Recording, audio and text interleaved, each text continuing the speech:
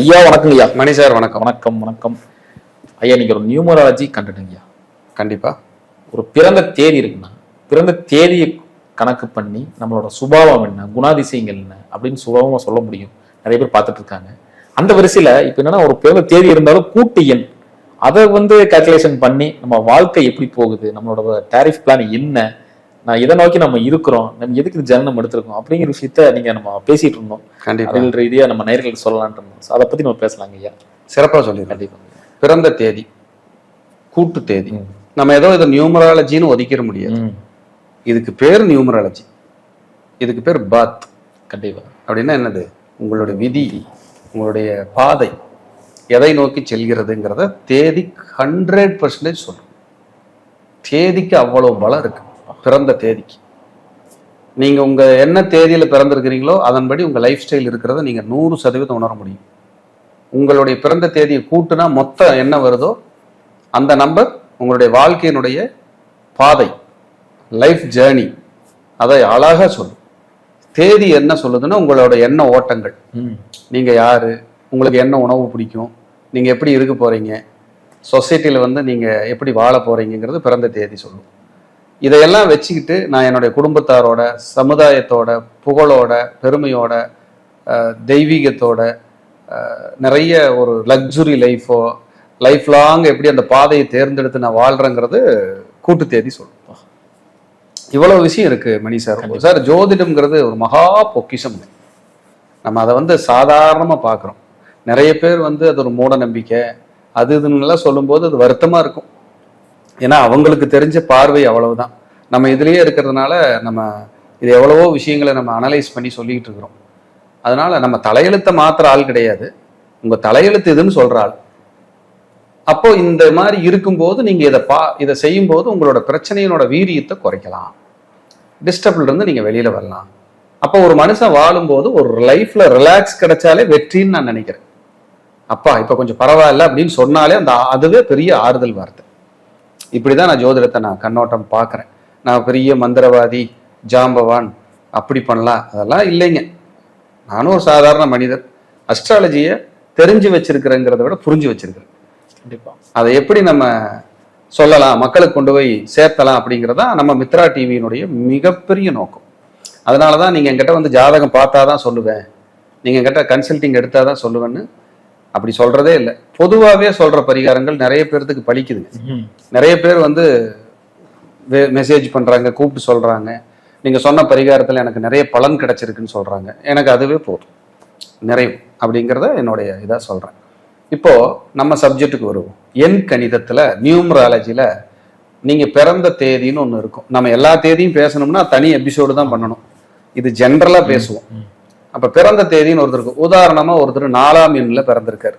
அவரு அந்த எண் யாருடைய எண்ணுன்னா ராகு. அப்ப ராகுவோட எண்ணுங்கிறதுனால அவங்க எப்படி இருப்பாங்க அப்படின்னா, நாளும் தெரிந்தவர்கள். அவங்களுக்கு உணவு பிரியர்கள். வறுத்தது, பொரித்தது, புளிப்பு ஐட்டம், இனிப்பு ஐட்டம், சுவையா சாப்பிட்றது, நல்ல ட்ரெஸ் பண்றது, லக்ஸுரியா இருக்கிறது, இது ரொம்ப விரும்புவாங்க. ஃப்ரெண்ட்ஸுகளோட இருக்கிறது, எந்நேரம் பார்த்தாலும் மொபைல் நோண்டுறது, எதுலையாவது ஃபோன் எடுத்து ஒரு ஆர்டர் போட்டு நான்வெஜ் நல்லா விரும்பி சாப்பிட்றது, எனக்கு இதெல்லாம் ரொம்ப பிடிக்கும் சார் அப்படின்னு சொல்றது இந்த 4ஆம் எண்ணோட வேலை. நாளும் தெரிந்தவர்கள் அப்படின்னு அர்த்தம். அப்ப 4ஆம் எண்ணுங்கிறது 4 திக்குகளை குறிக்கிற எண். 4 திக்குகள் தான் நாடு. அதுதான் அவங்களோட எல்லாம் தெரிஞ்சு வச்சிருப்பாங்க. இங்க இப்படி இருக்கு, அங்க அப்படி இருக்கு, இது அப்படி நடக்குதுங்கிறது அவங்களுக்கு நாலேஜ் இயற்கையாகவே இருக்கும். எதை சொன்னீங்கனாலும் எல்லாமே தெரிஞ்ச மாதிரி பேசுறது 4ஆம் நம்பர் தான். அது எனக்கு தெரியுமே, அது ஒன்றும் பிரச்சனை இல்லையே, அவர் நாங்கள் மதியானம் தான் நல்லா டின்னர் லஞ்ச் சாப்பிட்டோம், அதனால என்ன இருக்கு அப்படிம்பாங்க. அப்ப ஒரு பில்டப், நாளும் தெரிந்தவர்கள், எல்லாம் தெரிந்தவர்கள்னு சொன்னா 4ஆம் எண். இப்போ உதாரணத்துக்காக இதை சொல்றோம். அப்ப எண் அதை சொல்லிருச்சு. இவங்க என்ன ட்ரெஸ் போடுறாங்க, எப்படி உணவு சாப்பிட்றாங்க, என்ன மாதிரியான உணவுகள் விரும்பி சாப்பிட்றாங்க, தன்னுடைய லைஃப் ஸ்டைலை எப்படி கொண்டு போறாங்கிறத சொல்லும். இது கூட்டி வருது. ஒரு எண் 4ஆம் எண்ணில் பிறந்துட்டாங்க, கூட்டுத்தொகைன்னு ஒரு தொகை வரும். இப்போ கூட்டுத்தொகை 4ஆம் எண்ணில் பிறந்தவங்களுக்கு கூட்டுத்தொகை 3ஆம் எண்ணு வருதுன்னு வச்சுக்கோங்க. இப்போ 3ஆம் எண்ணுங்கிறது ஆன்மீகம், மனிதாபிமானம், கட்டுப்பாடுகளோடு வாழ்தல், தர்ம சிந்தனை, ஆச்சாரம், ஆடை ஒழுக்கம், இதெல்லாம் இவங்க கிட்ட கூட இருக்கும். லைஃப் லாங் இவங்க இந்த ஸ்டைலை ஃபாலோ பண்ணுவாங்க. வழிகாட்டுதல், கௌரவம், அந்தஸ்து, இப்படிதான் அவங்க இருக்க போறாங்க. இப்ப இந்த 4ஆம் எண்ணுங்கிற ராகுவும் கூட்டுத்தொகையோட எண்ணு வர்ற குருவும் இருக்கு இல்லையா, இது ரெண்டும் மிங்கிலாயே உங்க லைஃப் ஸ்டைல நடத்தும். அப்ப 4ங்கிற ராகு வந்துடுறாரு, கூட்டுத்தொகை கூட்டினா வருது, குருன்னு வந்துருது. இந்த குருவையும் ராகையும் சேர்த்துங்க, குரு சண்டால தோஷமா மாறிடும். இவங்களுக்கு பாருங்க, ஆச்சாரம், அனுஷ்டானம், சம்பிரதாயம், மரியாதை, வழிகாட்டுதல், தலைமை பொறுப்பு, புகழ், மற்றவர்களை வழிநடத்தும் கெப்பாசிட்டி, இதெல்லாம் இருக்கும். இந்த ராகு என்ன பண்ணுவாருன்னா, இந்த கேரக்டரோடவே இவங்களை வாழ வச்சு இவங்களுக்கு ஒண்ணு தேவை வரும்போது ரூல் பிரேக் பண்ணுவாங்க. இப்ப ஒண்ணு சாப்பிட்டா சேராது அப்படின்னா அது பிடிக்கும் உங்களுக்கு சாப்பிட்றதுக்கு, அந்த குரு ரூல் பிரேக் பண்ண வச்சு. இந்த ராகு வயிற்றுக்கு சேரலினாலும் பரவாயில்ல, ஃப்ரைட் ரைஸை வாங்கி சாப்பிடு, நான்வெஜ்ஜை வாங்கி அள்ளி போடு, அது ஒரு வெள்ளிக்கிழமையா இருக்கும். இந்த குரு என்ன பண்ணும், வெள்ளிக்கிழமை எல்லாம் சாப்பிடாத, அம்பாளுக்கு உகந்த நாள், அமைதியாருன்னு இது சொல்லும். அவங்க வாழ்க்கை ஸ்டைல் அப்படி இருக்கும். இந்த ராகு என்ன பண்ணுவாரு, இடையில பூந்து உனக்கு சாப்பிடணும்னு தோணுதில்ல, வெள்ளிக்கிழமை என்ன சனிக்கிழமை நீ போய் சாப்பிடுன்னு இந்த ராகு தூண்டும். எப்படி பாருங்க. அப்போ ரொம்ப ஆச்சார அனுஷ்டானமா வெளியில தெரிஞ்சா கூட இவங்களோட தேவைகளை பூர்த்தி செய்து கொள்வதற்கு அந்த ரூலை பிரேக் பண்றதுக்கு தயங்காதுன்னு சொல்லுது. அப்ப லைஃப் ஸ்டைல், அது லைஃப் ஸ்டைல். இன்னைக்கு அமாவாசை, இன்னைக்கு பௌர்ணமி, அது சாப்பிடாத இது சாப்பிடாதேன்னு நம்ம சொல்லும் போது இந்த ரூல் பிரேக் பண்றதுக்கு பார்க்கும். நான் சாப்பிடணும்னு நினைச்சிட்டேன். அந்த ராகு என்ன செய்யும், அது ஒரு நாத்திகம், குரு ஆத்திகம், ரெண்டு கலந்துருச்சு. ஒரு நேரம் சாமி இருக்குங்க, இது ஒரு நேரம் ஒன்றும் இல்லைங்க. அப்ப ஒரு மனுஷ லைஃப் ஸ்டைல் எப்படி மாறி போகுதுன்னு பாருங்க. ஒருத்தர் 7ஆம் தேதியில பிறந்திருக்காரு, அவர் எப்படி இருப்பாரு, தனிமையே நிதானம் பிரதானமா இருப்பாரு. மனசுக்குள்ள ஒரு இறுக்கம் இருக்கும், ஒரு தனிமை இருக்கும். அவங்க எடுக்கிற முடிவு, அவங்க செய்யற விஷயம்தான் பெருசுன்னு நினைச்சிட்டு இருப்பாங்க. ஒரு ஞானி. ஆமா, அவங்களுக்குன்னு ஒரு ஸ்டைல் வரும் இல்லையா, வரும்போது அது நல்லதுன்னு அவங்க சொல்லும் போது நம்ம நல்லதுன்னு சொல்லணும். இல்ல இல்ல இது சரியில்லைன்னு சொல்லும் போது நீங்க சரியில்லைன்னு சொல்லணும். இல்லைன்னா உங்களுக்கு பொழைக்க தெரியல, உங்களுக்கு நாலேஜ் இல்லைன்றுவாங்க, உங்களோட சேர்ந்து டிராவல் பண்ண மாட்டாங்க. அவர்கள் வெள்ளை காக்காய் பறக்கிறது என்றால் ஆமாம் வெள்ளை காக்கா பறந்துகிட்டு இருக்கு அப்படின்னு சொல்றோம். இப்ப 7ங்கிற எண்ணுல பிறந்துடுறாங்க. ஒரு 7ஆம் தேதி ஒருத்தர் பிறந்துடுறாரு, கூட்டுத்தொகை வருது, ஏதோ ஒரு தேதி மாசம் வருஷத்தை கூட்டினா 6ஆம் தேதி வருது. 6ங்கிறது சுக்கிரன், 7ங்கிறது கேது. கேது அப்ப என்ன சொல்லுது, அந்த சுக்கிரனுக்கு உண்டான எல்லா இதுவும் பண்ணும். லக்ஸுரி லைஃப், ஆடம்பர வாழ்க்கை, கலைத்துறை, சாப்பாடு, ட்ரெஸ்ஸு, ஃபாரின் டூரு, சொந்த கார், எல்லாத்தையுமே அது தேடும். இவ்வளவு இருந்துமே இது தன்னை தனிமைப்படுத்திட்டு வாழும். எப்படி சார் இருக்கு இது? 7ஆம் தேதிங்கிற ஒரு கேரக்டரையும் 6ஆம் தேதியும் பிக்ஸ் பண்ணும்போது இவங்க லைஃப் இப்படி மாறிடுது. இப்படி நான் எடுக்கிறேன். ஒருத்தர் 4ஆம் தேதி பிறந்துடுறாரு, அவங்களுக்கு ராகு எங்க இருக்குன்னு நீங்க ஜாதகத்துல பார்க்கணும். இதுதான் மெயின் கனெக்ஷன். சும்மா நியூமராலஜி மட்டுமே வச்சுட்டு நீங்க போயிடாதீங்க. 4ஆம் தேதி நீங்க பிறந்துட்டீங்கன்னா ராகு உங்க ஜாதகத்துல எங்க இருக்கு, ஏன்னா 4ங்கிறது ராகு. உங்க ஜாதகத்துல நல்ல நிலையில இருக்குன்னா வண்டி நல்லா ஓடிடும். கூட்டுத்தொகை 6 வருது, சுக்கிரன் எங்க இருக்கிறாருன்னு பார்க்கணும். அப்ப ராகுவும் சுக்கிரனும் நல்ல நிலையில் இருந்தால் இந்த பிறந்த தேதி, மாதம், வருடம், கூட்டுத்தொகையெல்லாம் வருது இல்ல, இதெல்லாம் உங்களுக்கு யோகம், உங்களை வாழ வைக்காம போகாது. அப்ப என்ன செய்யறது, அதுக்காக நம்ம பிறந்த தேதி மாசத்தை மாத்த முடியாது, பிறந்தாச்சு. அப்ப என்ன செய்யணும், ஒரு சுபகாரியம் செய்யறீங்க, ஏதாவது ஒரு முகூர்த்தம் வைக்கிறீங்க, ஒரு நல்ல நாள் பாக்குறீங்க, ஏதோ ஒரு கார் எடுக்கிறீங்கன்னா உங்களுக்கு தகுதியான கூட்டு தேதி நம்பர் வர்ற மாதிரியான நாள்ல போய் பண்ணுங்க. ஒரு பிரேயர் உட்பட சொல்றேன். அதனாலதான் நம்ம என்ன சொல்றோம்னா, பேர்ல ஒரு எழுத்தை கூட்டுறது சரி பண்றதன் மூலியமாக, ஒரு போன் நம்பரை மாத்தி எடுத்து கரெக்ட் பண்ணி கொடுக்கறது மூலியமாக அவங்களுக்கு நல்ல நம்பரா, ஜாதக ரீதியா வலிமையான நம்பரா நம்ம கொடுக்குறோம். கொடுக்கும்போது அந்த நம்பர் என் கைக்கு வந்துருச்சு அப்படிங்கும் போது அவங்களுக்கு அந்த யோகம் ஸ்டார்ட் ஆயிடும். ஏன்னா லைஃப் லாங் டிராவல் பண்ணும். ஃபோன் நம்பரு, நம்ம பர்த்து, கார் நம்பரு, இது எல்லாமே ஆதார் நம்பர் உட்பட சொல்றேன். கண்டிப்பா நம்ம லைஃப் லாங் டிராவல் பண்ணும். காரணம் இல்லாம அந்த எண்கள் வராது. நம்பர் வர்றதுக்கு நான் என்ன சார் செய்யறதுன்னு சில பேர் நினைக்கலாம். காரணம் இருக்கணும், காரணம் இல்லாம நம்பர் வராது சார். இப்ப என்னுடைய ஒரு கிளைண்ட் வர்றாங்க, அவங்களுக்கு ரொம்ப நாள் எனக்கு புத்திர தடை இருக்குங்க அப்படின்னு சொல்றாங்க. அப்படின்னா அவங்க கார்ல அந்த ராகு கேதுவோட நம்பர் மட்டும்தான் இருக்கு, வேற நம்பர் இல்லை. அந்த கர்மா அந்த ஜெனட்டிக்கா உங்களுக்கு இருக்கிற பிரச்சனை டிஎன்ஏவில் பதிஞ்சிருக்கிற அந்த கர்ம சூழலே வந்து கார் நம்பரா வந்து உட்கார்ந்துருக்குன்னு சொல்ல வரேன். ஃபோன் நம்பர்லயும் அதுவும் வந்துருது. நீங்க நினைச்சு நம்பர் எடுக்கிறது இல்ல, நீங்க நினைச்சு நம்பர் வாங்குறது இல்ல. பிரபஞ்சம் நீங்க பிறக்கும் போது அதோட கதிர்வீச்சுக்களை உங்களுக்கு செலுத்தி அதுதான் ஒரு விஷயத்தை அமைச்சு கொடுக்குதுங்கிறதுல எந்த மாற்றமும் கிடையாது. ஃபோன் நம்பர்ல என்ன இருக்கு? நம்பர் எடுக்கிறதெல்லாம் ஒரு குற்றமா? நம்பரெல்லாம் ஒரு மேட்டராம்பீங்க. நீங்க நம்பரை வச்சு பாருங்க, அப்பதான் உங்களுக்கு இந்த வலி வேதனை தெரியும். நீங்க செவ்வாயோட ஆதிக்கத்துல பிறந்திருக்கீங்க, விருச்சிக லக்னம், மேச லக்னம். யாராவது சனியோட நம்பர் 8 8 8 இருக்குன்னு நிறைய வச்சிருக்கிறோன்னு வைங்க, நீங்க உங்களுக்கு எவ்வளவு போராட்டம் இருக்குன்னு மட்டும் நீங்க நினைச்சு பாருங்க. நிறைய 7 வந்துருது அங்க உள்ள, கேது நம்பர் வந்துருது. நீங்க எவ்வளவு பர்ஃபெக்ஷனா இருந்து உறவுகளை இழக்கிறீங்கன்னு நினைச்சு பாருங்க. நீங்க நினைச்சு பாத்தீங்கன்னா உங்களுக்கு புரியும். நிறைய 4ஆம் நம்பர் வந்துருது உள்ள, நீங்க விபத்து, சர்ஜரி, பல் பிரச்சனை எவ்வளவு சந்திக்கிறீங்கன்னு பாருங்க. அப்போ உங்க லக்னப்படி, உங்க பிறந்த தேதி, மாச வருஷம் படி உங்களுக்குன்னு ஒரு எண், உங்க லைஃப் லாங் டிராவல் பண்ற நம்பர் இருக்கு பாத்தீங்களா, அது உங்களை வாழ வைக்கும், வளர்ச்சி அடைய வைக்கும். சும்மாவெல்லாம் கிடையாது. நீங்க சினிமா துறையில் இருக்கீங்க, உங்களுக்கு 6ஆம் நம்பர் வந்து யோகமான நம்பரா இருக்கு. ஒரு நபரை போய் 6ஆம் தேதி சந்திங்க, 6ஆம் தேதி தேர்ந்தெடுத்து, காரணம் இல்லாம 31 தேதி எதுக்கு வச்சாங்க, 30 தேதி எதுக்கு வச்சாங்க, 28 தேதி எதுக்கு வச்சாங்க?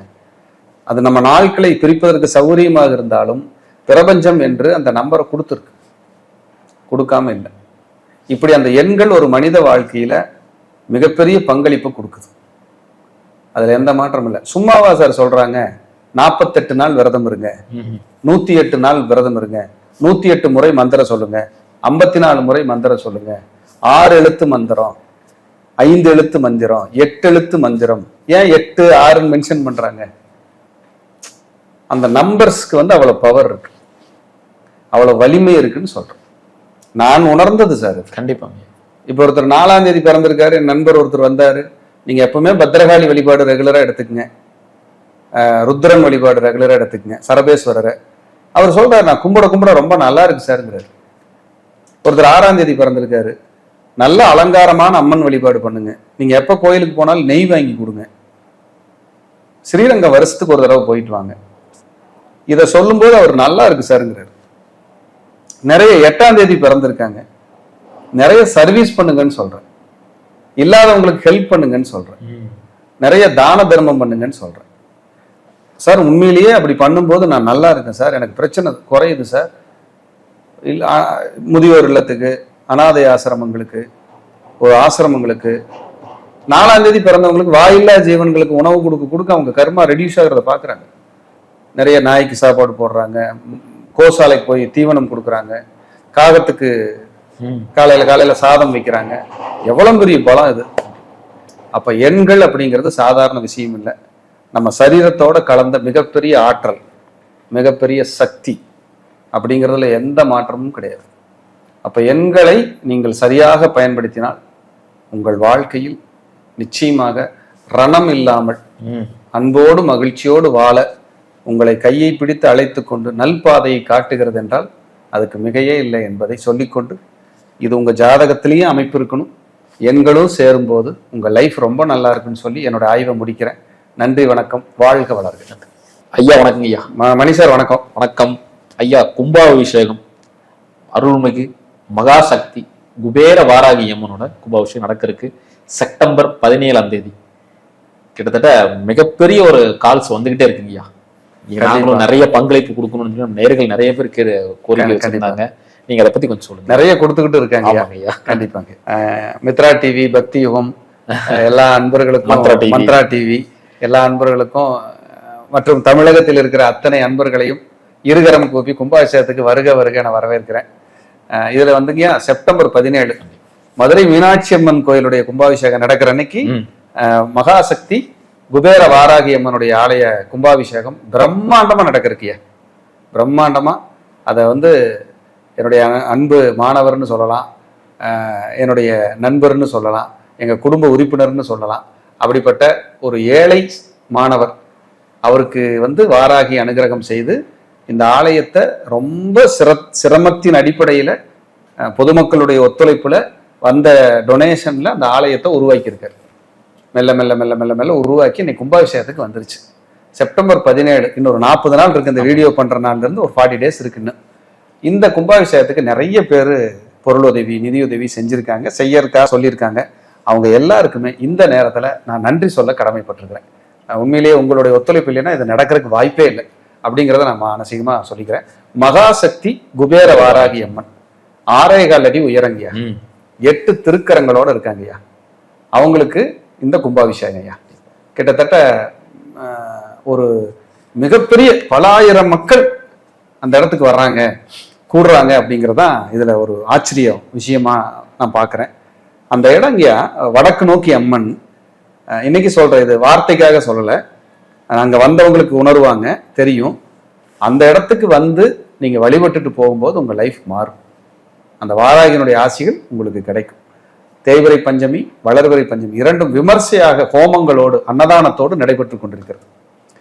அந்த ஏழை மாணவர் திரு சக்திவேல் அவர்கள், சக்திவேல் சுவாமிகள், அவங்க குடும்பத்தார் இதுக்கு சிரத்தையா தங்களை அர்ப்பணிச்சு அந்த இடத்துல திண்டுக்கல் மாவட்டம், திண்டுக்கல்ல இருந்து குஜிலியம்பாறை போற வழியில எரியோடுக்கு அடுத்தது என் புதுரோடுங்கிற ஊர்ல ரோட்டின் மேலேயே பக்கத்திலேயே அமைந்திருக்கிற அற்புதமான ஒரு ஆலயம் தான் மகாசக்தி குபேர வாராகி அம்மன். குபேர வாராகி வடக்கு நோக்கி இருக்காங்க. ஒரு தாற்பரியமான கோயிலுங்கய்யா. அதுக்கு பின்னாடி ஒரு சின்ன வரலாறு, அருமையான வரலாறு இருக்குங்கய்யா. அந்த இடத்துக்கு ஏன் அந்த அம்பாள் அங்க வந்தாங்கன்னு சொல்லி மதுரையில இருந்து அவங்களும் வந்திருக்காங்க. அம்பாள், அந்த அம்பாள் வந்து ஒரு அற்புதமா இருக்காங்க. உன்மத்த பைரவர் அங்க வர்றாங்க. உன்மத்த பைரவர் அம்பாளுடைய கணவர் உன்மத்த பைரவர். இனி உன்மத்த பைரவருங்கிறது படிப்புக்கான கடவுள் ஐயா, பைரவர் ஐயா. அது நிறைய பேருக்கு இனி நம்ம கொடுக்க போறோம். கண்டிப்பா அதை நம்ம ஒரு வீடியோவா அடுத்தது பண்ணுவோம்.